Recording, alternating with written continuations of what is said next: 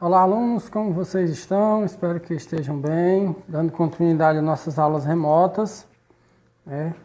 A aula dessa semana, estou gravando aqui essa videoaula para orientar vocês quanto à atividade, certo? No nosso grupo aí da EJA, que é o nosso link do nossa página, onde está todas as videoaulas e o material e as atividades lá, tá bom?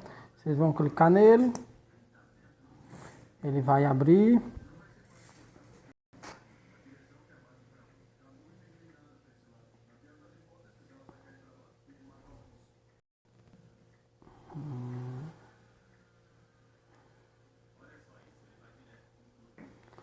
Pronto, tá aí a pasta de vocês, tá ok? A nossa aula dessa semana é essa daqui. É a quarta aula, ok?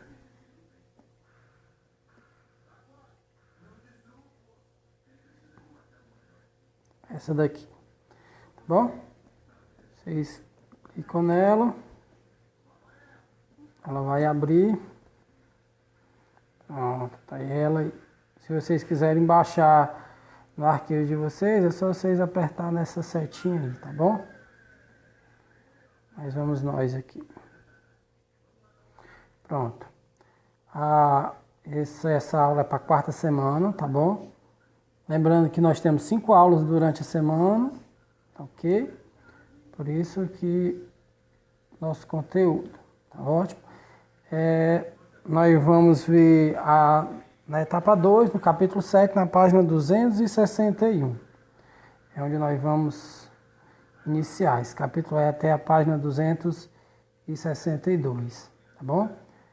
O título do nosso capítulo é o Olhar de Perto, a Vida Privada e o Comportamento nas Representações Literárias. Como é que os artistas, as obras literárias, ao longo do tempo conseguiram retratar, trazer essa realidade, tá bom? Daqui a pouco eu abro as páginas, aí a gente vê direitinho, tá bom? Vou só explicar aqui o restante da nossa aula, o que é que nós vamos ter. Nós vamos ter, né, nesse capítulo, falando sobre o realismo e o naturalismo, tá bom? 2 movimentos literários. Nós também vamos ver o autor Eça de Queiroz. Aí nós temos um trecho da obra dele que é o Primo Basílio, tá bom? Também tudo nessa temática de retratar a privacidade, a vida das pessoas. Nós vamos ter um pequeno boxinho na página 256, que é dando complementação do nosso pronome átomo, e é uma das formas que esse pronome átomo ele é utilizado como pronome possessivo, tá bom?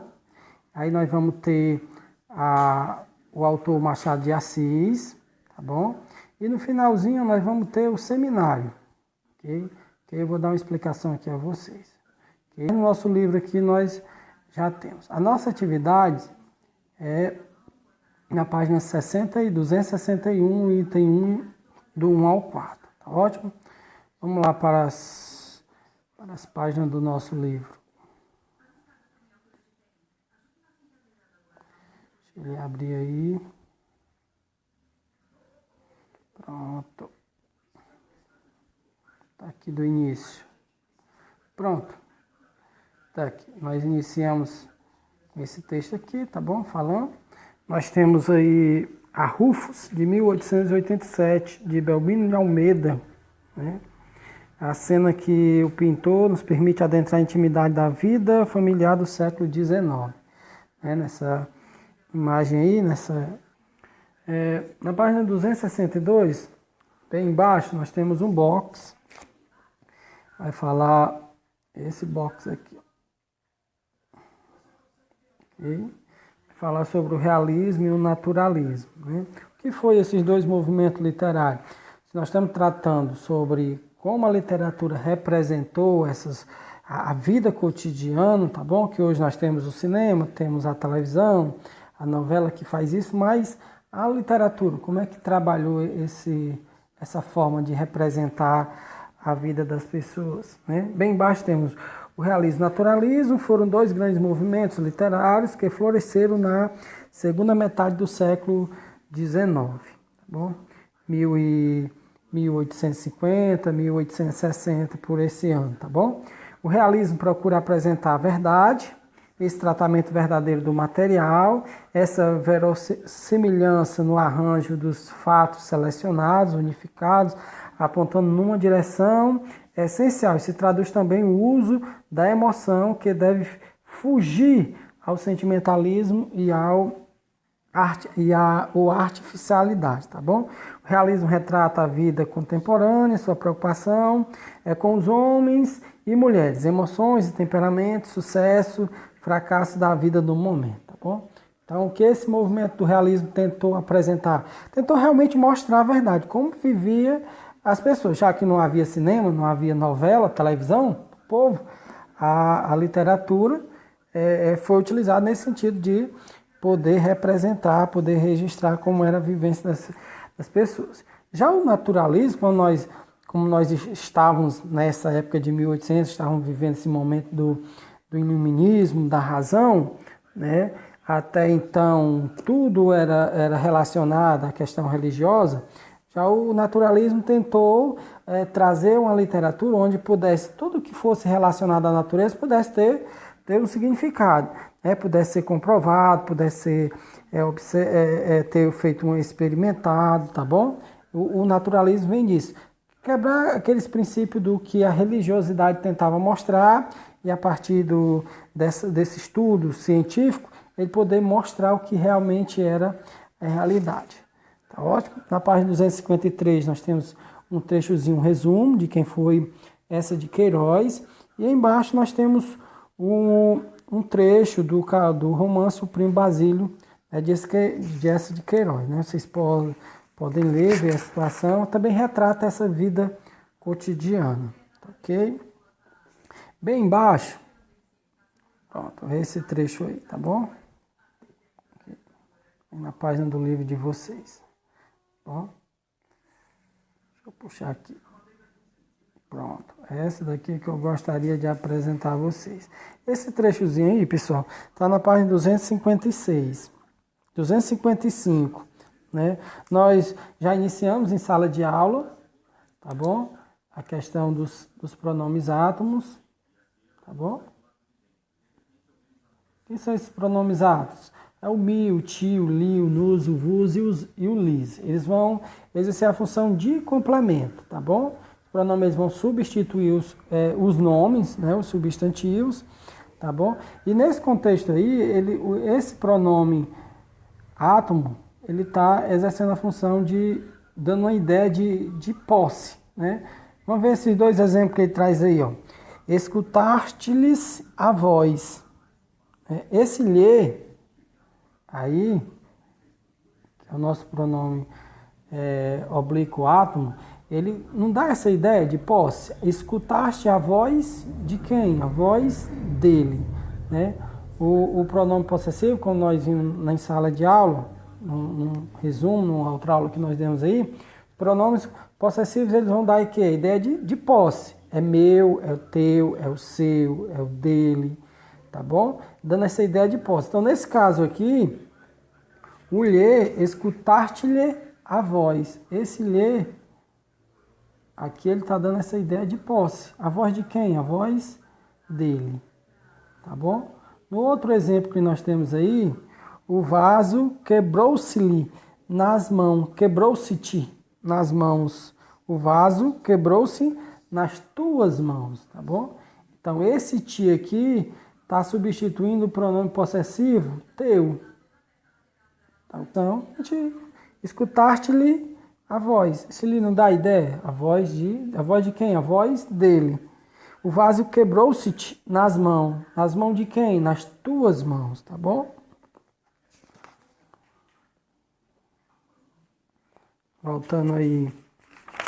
Aí nós temos na página 257. Se eu chego, pronto. É nessa daqui. Onde vai falar sobre Machado de Assis, tá bom? É um escritor, um autor assim, que eu peço a vocês, se vocês tiverem curiosidade, poder aprofundar, estudar um pouco mais sobre quem foi Machado de Assis, tá bom? Em um dos livros dele, que é Memória Póstumas de Brás Cubas, ele é considerado o marco inicial do realismo no Brasil. a partir do que ele publicou essa obra, ele conseguiu mostrar o que realmente era a vivência das pessoas, poder trazer essa realidade da vida das pessoas, tá bom? Ele é um autor, assim, estou sendo bem sucinto, bem uma síntese, né? Um resumo do resumo, tá bom? Ele, em suas obras literárias, ele é considerado um autor muito crítico, né? Muito sutil em suas críticas, tá bom? Então, por curiosidade, vocês possam ler, tem várias obras dele muito marcantes. Costumo até dizer que você é né, antes de ler as obras de Machado de Assis, depois de você ler as obras dele, você consegue ter uma outra visão, tá bom? A nossa atividade, pessoal, ela está na página 259. Desculpa, na página 261, tá bom? Ele é 4 itens, é com base nesse trecho que nós temos aí de Memórias Póstumas de Brás Cubas, tá bom? É só uma atividade de interpretação, tá bom? Brás Cubas compara o autor de Livrar-se da Eugênio com que situação concreta do cotidiano? Então, lá no trechozinho, né, que nós temos aí na página 260 e 259, tá bom? Trechos da obra dele, de Machado de Assis. Começa na 258, temos outro trecho na 259 e outro na 260, tá bom? Vocês leem esses 3 trechos que tem, tá bom? E aí ele pergunta, né? Essa informação tá lá no texto, é só identificar ela, tá bom? E responder. Ótimo. E por fim, pessoal, nós temos aí, deixa eu ver se eu consigo puxar aqui para vocês. Pronto, é esse aí, que é a parte final, que é o seminário. Nós não vamos conseguir produzir um seminário na sala de aula, porque nós estamos, né, não tem condições. Mas eu gostaria de expor aqui para vocês algumas orientações, que é o gênero muito utilizado na sala de aula, tá bom? Na faculdade, tá bom?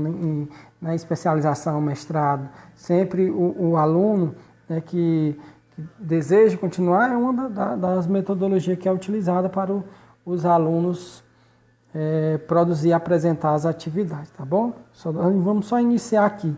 Seminários são exposições orais sobre determinados assuntos. Eles podem aparecer na vida de um estudante nas mais variadas disciplinas. Seu objetivo é semear ideias, conceitos, percepções com base no estudo de alguma matéria importante. Então, tipo assim, como é que nós utilizamos o seminário? Vamos supor, o professor passa...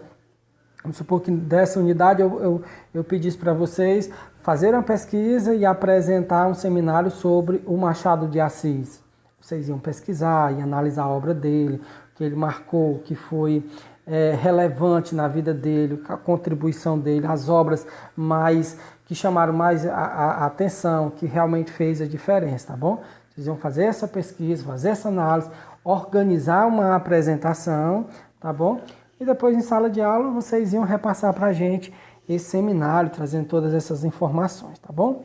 A produção de textos orais, como são chamadas as atividades desse tipo, envolve organização, desenvolvimento de habilidades e estratégias. A clareza e a objetividade na exposição são algumas das metas preponderantes que devem atingir, tá bom?